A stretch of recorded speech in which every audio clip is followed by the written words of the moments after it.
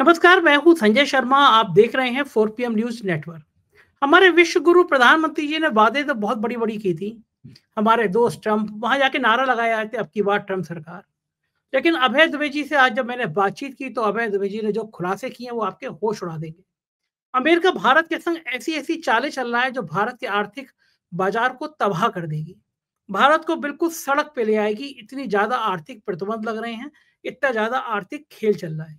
भारत की आर्थिक नीतियाँ वैसे भी बहुत खराब चल रही हैं, बाजार बहुत बुरी तरह से लड़खड़ाया हुआ है। ऐसे में अमेरिका के जो दाँव हैं ये कहीं भारत को भारी ना पड़ जाएँ। हज़ारों करोड़ का जहाज खरीदे भारत, जिसकी कोई ज़रूरत नहीं है। इस तरह की तमाम बातें आज अभय दुबे जी ने खुलासा किया है। बहुत जबरदस्त ज्ञान भरी बातचीत है। आपसे रिक्वेस्ट है चैनल को सब्सक्राइब करें, ज्वाइन करें। चलते हैं अभय दुबे जी के पास। 4 पीएम न्यूज़ नेटवर्क में स्वागत है अभय दुबे जी आपका। अभी अमेरिका ने भारत का अपमान करना बंद नहीं किया। लगातार हथकड़ी और बेड़ी डाल के लोग भेजे जा रहे थे, लेकिन इस बीच में टैरिफ के मामले में जो स्टेप उठाने जा रहा है, उसने भारत में हम पसीने छुड़ा दिए हैं। दवा की कंपनियों के, ऑटोमोबाइल्स के। दवा की कंपनियों में जो टैक्स लग रहा है, क्योंकि भारत बहुत जेनेरिक दवाओं का बहुत बड़ा सप्लायर है अमेरिका का।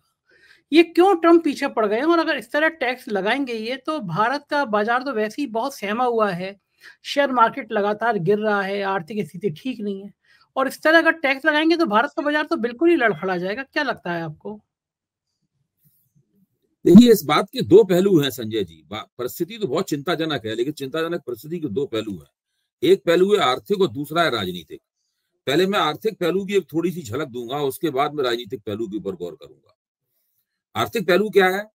ट्रंप लगातार ये धमकी दे रहे हैं कि वो दुनिया के उन देशों के ऊपर जो अमेरिकी माल के ऊपर आयात शुल्क लगाते हैं, टैरिफ का मतलब हुआ आयात शुल्क, उनके ऊपर उतना ही आयात शुल्क लगाएंगे या उससे भी ज्यादा लगाएंगे जितना वो देश लगाते हैं।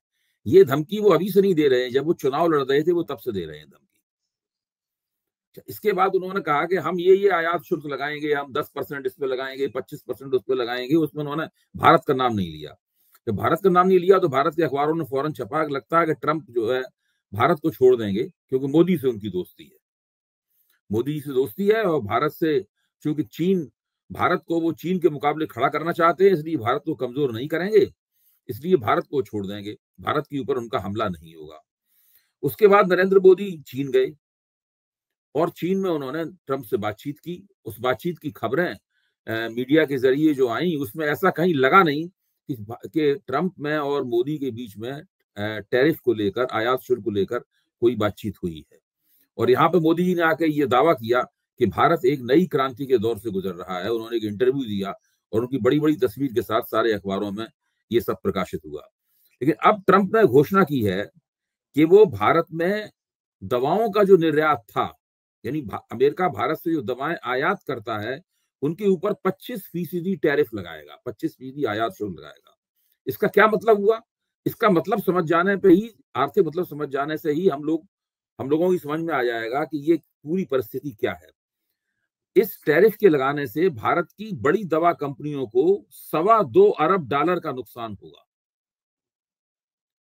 $2.25 अरब, $2.25 बिलियन का नुकसान होगा भारत की कंपनियों को। भारत की 6 बड़ी कंपनियां, अरबिंदो फार्मा, डॉक्टर रेड्डी, जाइडस लाइफ साइंसेज, ल्यूपिन, सन फार्मा, सिप्ला, ये भारत की 6 सबसे बड़ी कंपनियां हैं। इनकी स्थिति क्या है कि अरविंदो फार्मा जो है वो अपने व्यापार के लिए 47.8% अमेरिका पर निर्भर है। यानी वो जो दवाएं जो बनाती है उसका 47.8% अमेरिका को निर्यात कर देती है। डॉक्टर रेड्डी 46% निर्यात कर देती है। जाइडस लाइफ साइंसेस 46% निर्यात करती है। ल्यूपिन 37% निर्यात करती है। सन फार्मा की दवाएं 32% अमेरिका को निर्यात होती हैं और सिप्ला 30%। यानी भारत की जो 6 बड़ी कंपनियां हैं वो इतने बड़े पैमाने पर अमेरिका को जेनरिक दवाएं और दूसरे किस्म की दवाएं भी अमेरिका को निर्यात करती हैं। अमेरिका में जितनी भी जेनरिक दवाओं की खपत है उसका 45% भारत से आता है। इससे आप अंदाजा लगा सकते हैं कि अमेरिका और भारत के दवा व्यापार संबंधी फार्मास्यूटिकल जो ट्रेड है वो कितना बड़ा और कितना विशाल है। और अगर इस ट्रेड में जरा भी कोई परिवर्तन होता है तो किसी ना किसी के ऊपर विपरीत असर पड़ना लाजमी है। ट्रंप ने जो किया है, इससे भारत में जो दवा व्यापार है उसको बहुत बड़े पैमाने पर नुकसान होगा। वो नुकसान होगा $2.25 अरब का। हालत यहां तक बढ़ गई है कि इससे भारत के टोटल जीडीपी के ऊपर नकारात्मक असर पड़ेगा। गोल्डमैन सैक्स जैसी कंपनी ने यह अंदाजा लगाया है कि भारत के टोटल जीडीपी में 0.3% तक की गिरावट आ जाएगी इससे। इससे आप अंदाजा लगा सकते हैं केवल एक सेक्टर के ऊपर इतना असर पड़ेगा। इससे पहले ट्रंप एल्युमिनियम और इस्पात के ऊपर भी टैरिफ लगा चुके हैं। अच्छा, अब भारत में ये बात क्यों नहीं बताई गई? ट्रंप ने जो सबसे बड़ा खुलासा किया है वो क्या है?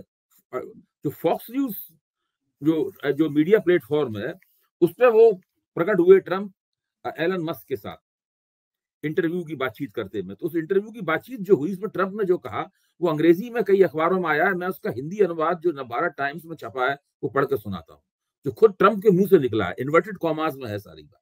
अब आप सुनिए। अमेरिकी राष्ट्रपति ट्रंप ने कहा कि मैंने प्रधानमंत्री नरेंद्र मोदी को स्पष्ट कर दिया है कि भारत को जवाबी टैरिफ से छूट नहीं मिलेगी। टैरिफ पर कोई भी उससे बहस नहीं कर सकता, ट्रंप ने कहा। फॉक्स न्यूज से मंगलवार को प्रसारित इंटरव्यू में जवाबी टैरिफ पर ट्रंप का कहना था, अब इन्वर्टेड कॉमा में सुनिए, मैंने प्रधानमंत्री मोदी से कहा जब वे यहां थे, हम यही करने जा रहे हैं, बराबर का जवाबी शुल्क। आप जो भी शुल्क वसूलेंगे मैं भी वैसा ही करूंगा। तो मोदी ने कहा कि नहीं, मुझे ये पसंद नहीं है। तो मैंने कहा नहीं, आप जो भी शुल्क लगाएंगे मैं वैसा ही करूंगा। मैं हर देश के साथ ऐसा ही कर रहा हूं। अब आप देखिए, ये है पूरी बात। इस चीज को भारतीय मीडिया ने छिपाया और बताया नहीं दुनिया को कि मोदी से बातचीत हुई, उसमें ट्रंप ने स्पष्ट धमकी दी। मोदी जी एक बहुत कमजोर सा रिस्पॉन्स देके रह गए कि नहीं नहीं, ये बात ठीक नहीं है, मुझे बात आपकी अच्छी नहीं लगी, इस प्रकार की बात करके रह गए और चुप रह गए। उसके बाद चले आए।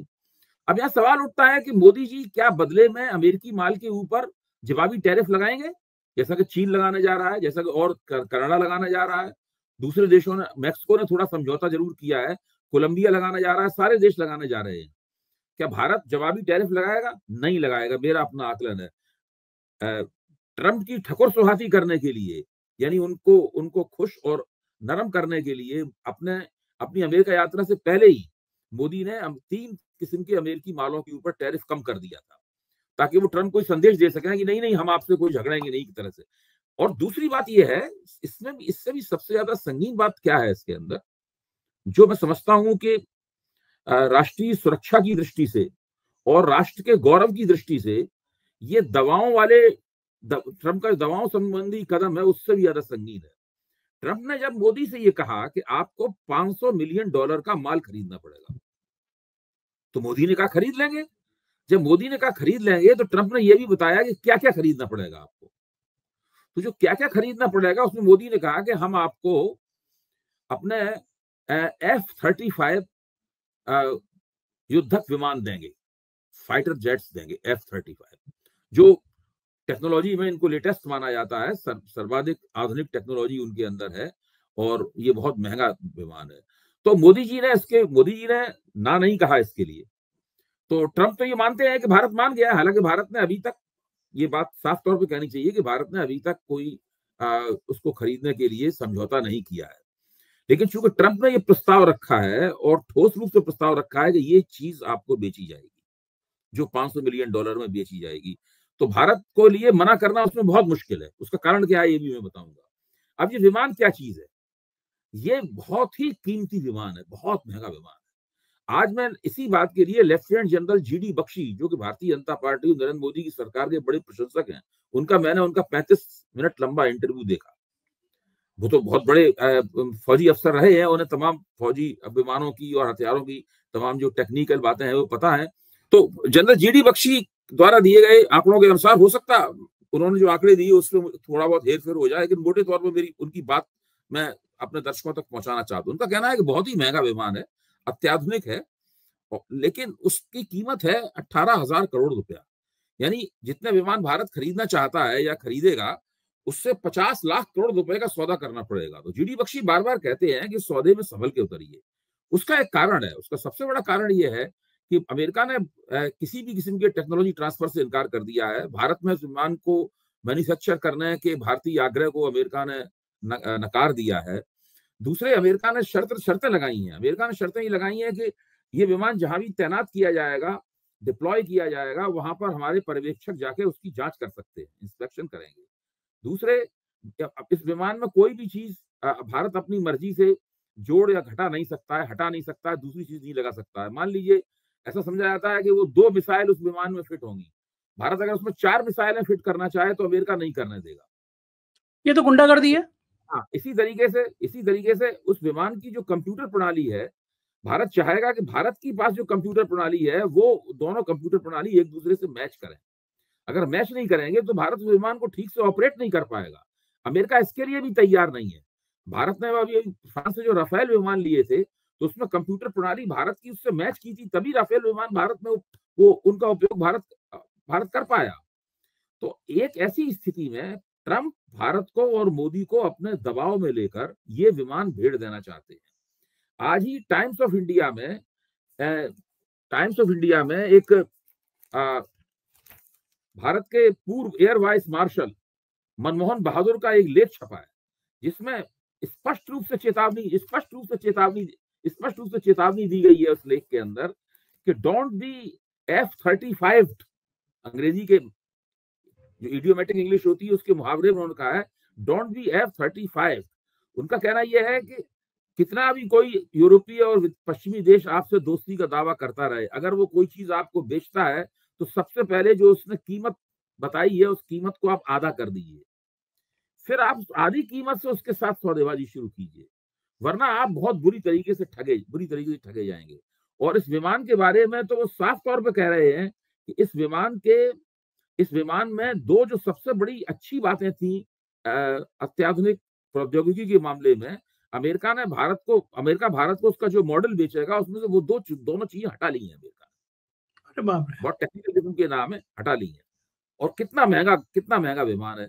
वो ये मानते हैं कि भारतीय वायुसेना को मनमोहन बहादुर एयर वाइस मार्शल मनमोहन बहादुर मानते हैं कि भारतीय वायुसेना को बहुत बड़े पैमाने पर विमानों की जरूरत है, लेकिन इतने महंगे विमानों की उसको जरूरत नहीं है, उससे उस वायुसेना की जरूरतें पूरी नहीं होंगी। भारत को चाहिए कि ऐसे विमानों की खरीदारी करे। वो तो कह रहे हैं कि वायुसेना को 1000 विमान चाहिए। नहीं, अभी तक हमारी वायुसेना चल रही है वही 60 के दशक के जो मिग विमान थे जो रूसी, उनके दम पर, जो बिल्कुल ही जिसे कहते हैं पुराने पड़ चुके हैं, जिनको तुरंत हटाना चाहिए। अगर अभी युद्ध वगैरह हो जाए तो भारत की वायुसेना को लेने के देने पड़ जाएंगे। तो ये स्थिति है।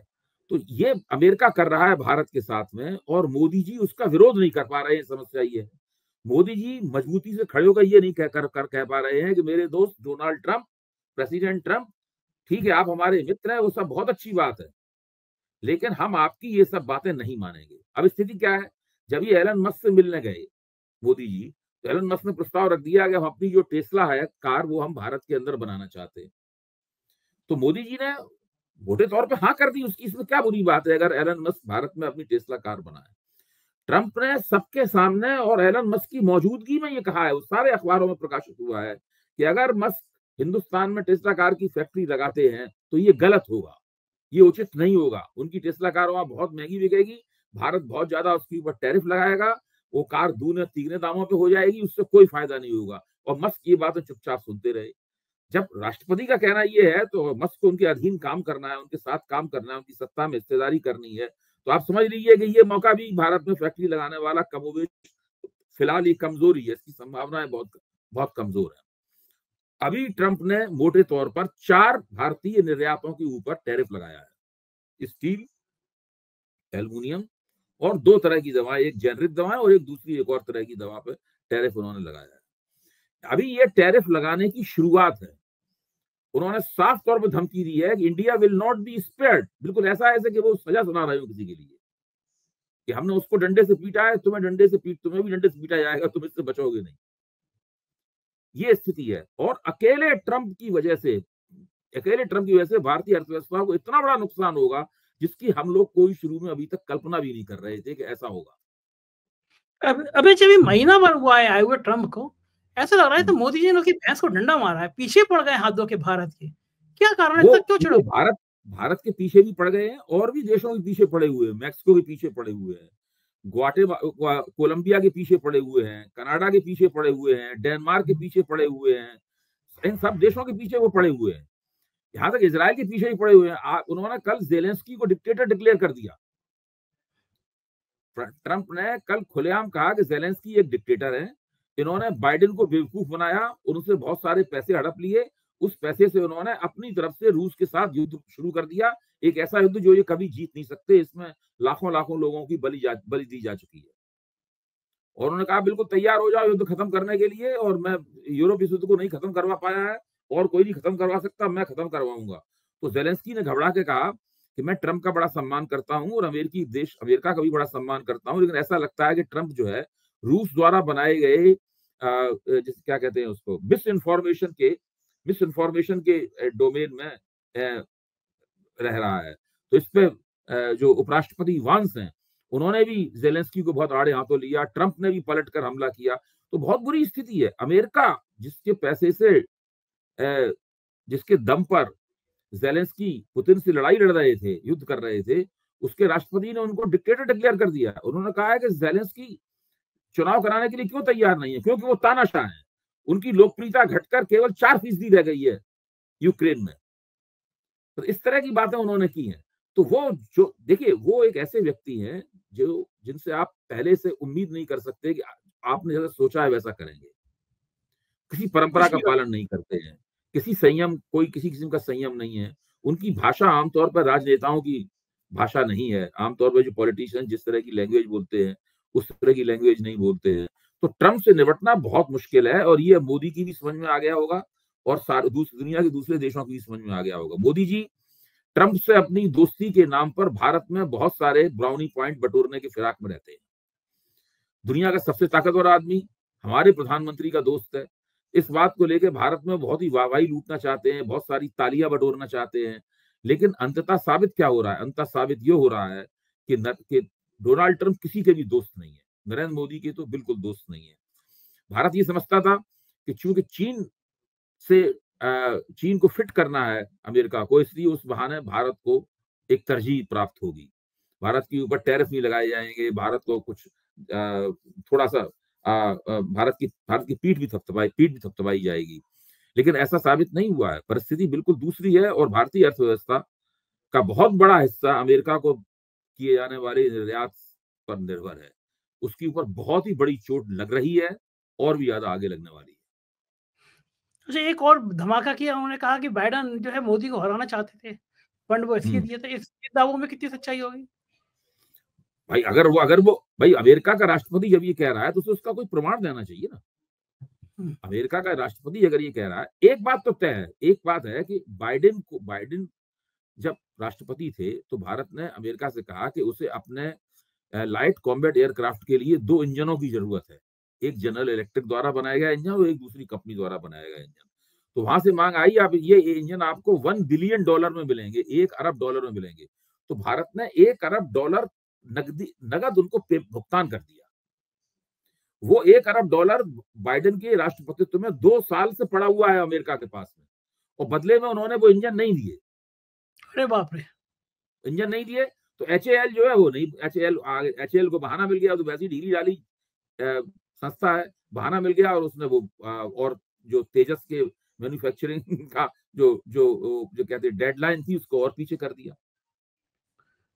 तो स्थिति ये है, $1 बिलियन अमेरिका के पास पड़ा हुआ है और वो भी मोदी के जमाने में ही दिया गया $1 बिलियन। मोदी जी उनके ऊपर कोई दबाव नहीं बना पाए। जब बाइडेन जैसे राष्ट्रपति के ऊपर मोदी जी कोई दबाव नहीं बना पाए तो ट्रंप के ऊपर क्या दबाव बनाएंगे ये? तो ये तो बहुत ही भारत के लिए बड़ी कमजोर और दयनीय स्थिति है कि ट्रंप लगातार एक के बाद एक कुछ ना कुछ करते रहेंगे, हम लोग सुनने के अलावा कोई विवश है, कुछ कर ही नहीं पाएंगे। वो लगातार भारत की बाह मरोड़ेंगे। और आप देखिए, अगर ये विमान F-35 उन्होंने भारत को भेड़ दिया तो भारतीय वायुसेना को उससे कोई लाभ नहीं होगा और करीब 50 लाख रुपया भारत की तिजोरी से निकल जाएगा, अमेरिका के पास पहुंच जाएगा। विमान यहाँ खड़े होंगे, उस विमान को चलाने के लिए हम पूरी तरीके से अमेरिका पर निर्भर होंगे। अमेरिका ही विमानों का रखरखाव करेगा, उसके अलग से पैसे चार्ज करेगा। अच्छा, क्यों नहीं कर पा रहे हैं आपके हिसाब से? मोदी जी डर गए हैं, मोदी की कमजोर नस दबा ली है, क्यों नहीं कर पा रहे? कमजोर नस नहीं, ये मैं ये मानता हूँ, वो तो अंदर खाने क्या है किसी कोई खबर नहीं है। भारत चीन की तरह मजबूत देश नहीं है, वो अमेरिका को चुनौती नहीं दे सकता। भारत को यह भी लगता है कि पाकिस्तान और चीन की एक्सिस है, पाकिस्तान और चीन के बीच में साठगांठ है। चीन की नेपाल से भी साठगांठ है, चीन की श्रीलंका से भी साठगांठ है, चीन का बर्मा पर भी प्रभाव है। अब तो भूटान भी चीन की तरफ मित्र दोस्ती का हाथ बढ़ाने लगा है। ऐसी स्थिति में भारत महसूस करता है कि वो चीन से घिरा हुआ है और चीन से सीमा विवाद है ही पहले से, लद्दाख में, डोकलाम में, दूसरी जगहों पर। तो ऐसी स्थिति में भारत को लगता है कि अमेरिका के समर्थन के बिना वो चीन के मुकाबले नहीं टिक पाएगा, चीन का मुकाबला नहीं कर पाएगा, चीनी खतरे को अपने से दूर नहीं धकेल पाएगा। ऐसी स्थिति में भारत किसी भी हालत में अमेरिका के सामने झुकने के लिए तैयार है, ऐसा प्रतीत होता है मुझे तो। लेकिन ये स्थिति अगर लगातार कहावत भी कही जाती है कि अगर आप एक बार झुकना शुरू करते हैं तो उसकी कोई अंत की सीमा नहीं होती, सामने वाला आपको झुकाते ही चला जाता है। तो ये तो स्थिति देश की एकता, संप्रभुता सब कुछ दांव पे लगना है। नहीं, बहुत बुरी स्थिति है, बहुत बुरी स्थिति है। भारत को इसकी काट सोचनी होगी। मोदी जी को और उनके सलाहकारों को वो तरीका खोजना होगा जिससे वो ट्रंप को कुछ कड़ा जवाब दे पाए और बता सकें कि भाई बहुत हो गया, अब इससे ज्यादा हम बर्दाश्त नहीं करेंगे। खास तौर से मुझे तो लगता है इस विमान को खरीदने के सवाल पर ही अगर भारत इनकार कर देता है कि नहीं, ये विमान हम आपको नहीं खरीदेंगे, हम और कोई चीज खरीदने को तैयार हैं, ये विमान हम नहीं खरीदेंगे। जैसे गैस खरीदने का सवाल है, तेल खरीदने का सवाल है। तेल खरीदने पे भी अगर भारत अमेरिका का तेल खरीदता है तो रूस से जो सस्ती दर पे तेल खरीदता है वो उसको तेल खरीदने की जरूरत नहीं रहेगी फिर उसमें। ईरान से, अमेरिका के दबाव में ईरान से भारत पहले ही संबंध अपने सारे खराब कर चुका है। ईरान से भी बहुत सस्ती दर पे तेल मिलता था। सारे विदेश नीति आपको लगता है कि बहुत फेल है हमारी, हर पड़ोसी देश से हमारे रिश्ते खराब हैं? देखिए, ब्रिटेन के साथ में, रूस के साथ में, अमेरिका के साथ में, फ्रांस के साथ में तो आप बाद में संबंध बनाएंगे। सबसे पहले तो आपको अपने पड़ोसी देश जो हैं उनके साथ अपने संबंधों के बारे में तय करना होता है कि उन संबंधों की प्रकृति क्या होगी।